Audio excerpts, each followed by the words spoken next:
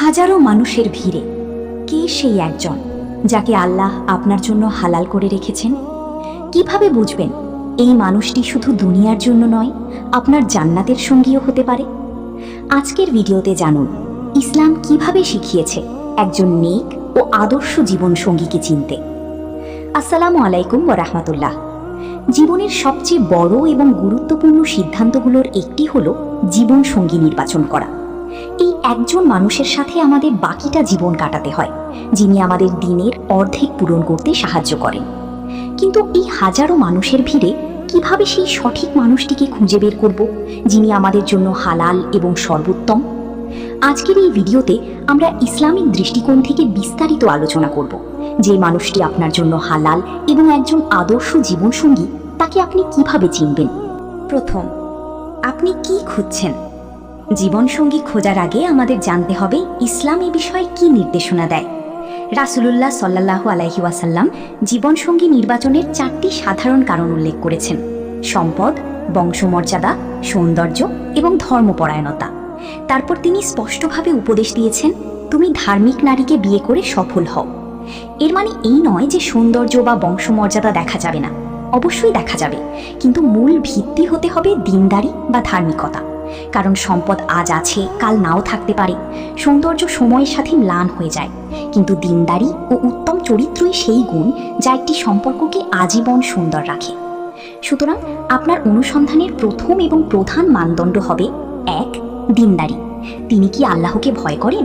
তার জীবনে ইসলামের গুরুত্ব কতটুকু? 2. চরিত্র। তিনি কি সৎ, দয়ালু, ধৈর্যশীল এবং বিনয়ী? এই দুটি বিষয়কে ভিত্তি করে আমরা পরবর্তী ধাপগুলোতে এগোব। দ্বিতীয়, চেনার বাস্তব উপায়। এখন প্রশ্ন হলো, এই গুণগুলো আমরা কিভাবে বুঝব বা যাচাই করব? এর জন্য কিছু বাস্তবসম্মত ধাপ রয়েছে। 1. আত্মজিজ্ঞাসা ও নিজেকে তৈরি করা, সেলফ রিফ্লেকশন। আপনি যেমন জীবনসঙ্গী চান, আপনি নিজে কি তেমন?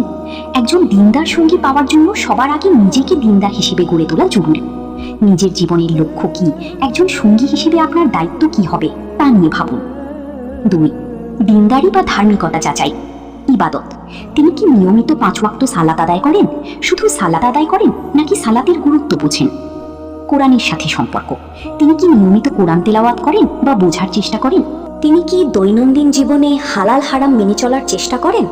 তার উপার্জন কি হালাল? তিনি কি পর্দা মেনে চলেন? নারী পুরুষ উভয়ের জন্য পর্দার বিধান রয়েছে। 3. চরিত্র ও আখলাক পর্যবেক্ষণ, বাবা মা ও পরিবারের সাথে আচরণ। তিনি তার বাবা মা এবং পরিবারের সদস্যদের সাথে কেমন আচরণ করেন তা দেখুন। যে নিজের পরিবারকে সম্মান করে, সে আপনার পরিবারকেও সম্মান করবে। রেগে গেলে তিনি কি করেন? তার ভাষা কেমন হয়? উত্তম স্বামীর অন্যতম গুণ হলো তিনি স্ত্রীর উপর অযথা রাগ করেন না। অন্যদের সাথে ব্যবহার, তার বন্ধু বান্ধব, অধীনস্থ বা সাধারণ মানুষের, যেমন রেস্টুরেন্টের ওয়েটার, সাথে তার আচরণ কেমন? তিনি কি ছোট ছোট বিষয়ে কৃতজ্ঞতা প্রকাশ করেন? বিপদে পড়লে কি ধৈর্য ধারণ করেন? আদর্শ স্ত্রীর অন্যতম গুণ হলো তিনি স্বামীর প্রতি কৃতজ্ঞ থাকেন। 4. সরল পদ্ধতিতে দেখা ও কথা বলা। ইসলামে বিয়ের আগে পাত্রপাত্রী একে অপরকে দেখার অনুমতি দিয়েছে। রাসূলুল্লাহ সাল্লাল্লাহু আলাইহি ওয়াসাল্লাম বলেছেন, তাকে দেখে নাও, কারণ তা তোমাদের মধ্যে ভালোবাসা সৃষ্টিতে সহায়ক হবে। তবে এই দেখা সাক্ষাৎ অবশ্যই পরিবারের উপস্থিতিতে বা কোনো মাহরামের, যার সাথে বিবাহ হারাম, এর উপস্থিতিতে হতে হবে। নির্জনে একাকী সাক্ষাৎ করা ইসলামে কঠোরভাবে নিষিদ্ধ। কথা বলার সময় একে অপরের জীবন দর্শন, ভবিষ্যৎ পরিকল্পনা এবং বিয়ে নিয়ে প্রত্যাশাগুলো স্পষ্ট করে জেনে নিন। 5. সঠিক প্রশ্ন করা। কিছু গুরুত্বপূর্ণ প্রশ্ন যা আপনাকে সিদ্ধান্ত নিতে সাহায্য করতে পারে। আপনার জীবনের চূড়ান্ত লক্ষ্য কি? আপনি রাগ বা মতের অমিল কিভাবে সামলান? স্বামী বা স্ত্রী হিসেবে আপনার দায়িত্ব সম্পর্কে আপনার ধারণা কি? ইসলামী জ্ঞান অর্জনের জন্য আপনি কি করেন? 6. ইস্তিখারা করা, আল্লাহর কাছে সাহায্য চাওয়া। সবকিছু যাচাই বাছাই করার পর চূড়ান্ত সিদ্ধান্ত নেওয়ার আগে ইস্তিখারার সালাত আদায় করুন। ইস্তিখারা মানে হলো আল্লাহর কাছে কল্যাণ প্রার্থনা করা। আপনি 2 রাকাত নফল নামাজ পড়ে ইস্তিখারার দোয়া পাঠ করবেন এবং আল্লাহর কাছে চাইবেন, হে আল্লাহ, যদি এই প্রস্তাব আমার দিন, দুনিয়া এবং পরকালের জন্য কল্যাণকর হয় তবে তা আমার জন্য সহজ করে দিন, আর যদি ক্ষতিকর হয় তবে আমাকে এর থেকে দূরে রাখুন। ইস্তিখারার ফল স্বপ্নের মাধ্যমে আসতে পারে, তবে বেশিরভাগ ক্ষেত্রেই মনের প্রশান্তি বা কাজে সহজ বা কঠিন হয়ে যাওয়ার মাধ্যমে আল্লাহ ইশারা দেন। তৃতীয়, যেসব বিষয়ে সতর্ক থাকবেন। ভালো গুণগুলো খোঁজার পাশাপাশি কিছু বিষয়ে আমাদের সতর্ক থাকতে হবে। এগুলোকে বলা যেতে পারে রেড ফ্ল্যাগ বা সতর্ক সংকেত। যিনি ইসলামের মৌলিক বিষয়গুলো যেমন সালাত নিয়ে অবহেলা করেন, যিনি ছোট ছোট বিষয়েও মিথ্যা বলেন, তিনি বড় বিষয়েও বিশ্বাসযোগ্য নন। অসৎ সঙ্গ, তার বন্ধু বান্ধবরা কেমন তা দেখুন, কারণ মানুষ তার বন্ধুর দ্বারা প্রভাবিত হয়। অতিরিক্ত সম্পদ বা সৌন্দর্যের মোহ, যিনি শুধু আপনার সম্পদ, চাকরি বা সৌন্দর্যের প্রশংসা করেন, তার উদ্দেশ্য নিয়ে ভাবার অবকাশ রয়েছে। যিনি নিজের বা আপনার পরিবারকে সম্মান করেন না। হারাম সম্পর্কে জড়ানোর প্রবণতা, বিয়ের আগেই যিনি আপনার সাথে একান্তে মিশতে চান বা শরীয়ত অনুমতি দেয় না এমন সম্পর্ক স্থাপন করতে চান। চতুর্থ, উপসংহার, জীবনসঙ্গী নির্বাচন একটি ইবাদত যদি তা আল্লাহর সন্তুষ্টির জন্য করা হয়। এই যাত্রায় তাড়াহুড়ো না করে ধৈর্য ধরে আল্লাহর উপর ভরসা রাখুন। মনে রাখবেন, আল্লাহ আপনার জন্য যাকে নির্ধারণ করে রেখেছেন তিনি আপনার জীবনে আসবেন। আসুন আমরা সংক্ষেপে পুরো প্রক্রিয়াটি আরেকবার দেখে নিই।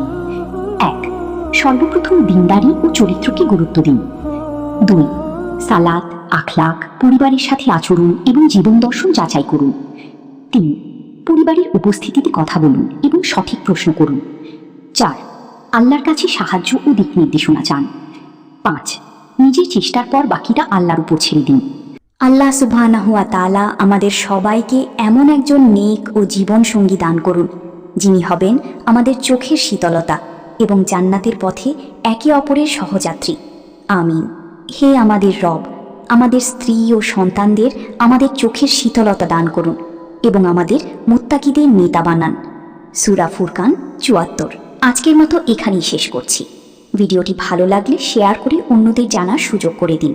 পরবর্তী ভিডিওতে আবার দেখা হবে ইনশাল্লাহ। আসসালামু আলাইকুম।